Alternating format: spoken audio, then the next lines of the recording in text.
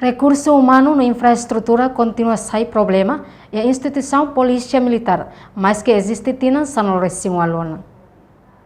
Comandante Unidade Polícia Militar Major Abel da Costa Xavier Niki hato preocupação hirakne e a festa aniversário Polícia Militar badala sanulu recinho walu e a quartel Polícia Militar terça-feira semana ne. Hari fila faleba a minha infraestrutura, Sua Excelência, a minha sua autoridade, Sua Excelência Vice-General.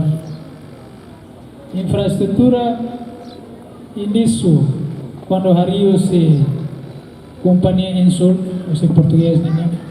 Então agora foi macalo manutenção da lei, mas manutenção rotulu fulan rotulu, udah tahu a minha membros sila toba hari fale be.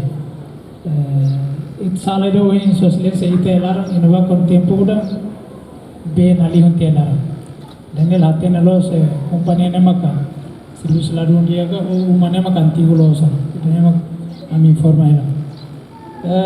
Quando vai transporte Sua Excelência nessa ande a minha autoridade kata que 2009 ita hetang ajudo o sistema estado tempo Sua Excelência Secretário de Estado Defesa senhor Dr. Júlio Tomás Pinto no tempo quando ajuda yang abonan hola careta motor careta ma pasero rua isso views nama operasional tu agora isso pasero rua ida operasional vai be 50-50 motor quase la operasional motor descansa em paz.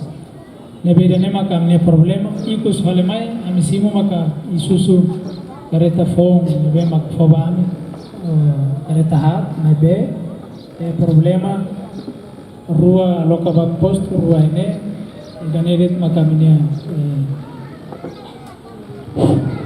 problema ide maka minia nebe matoret ba Sua Excelência para o futuro ele ajudamos a unidade polícia militar.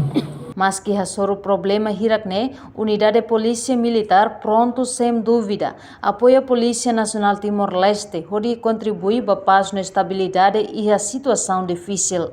Reportagem Ada Xavier, Televisão Timor Post.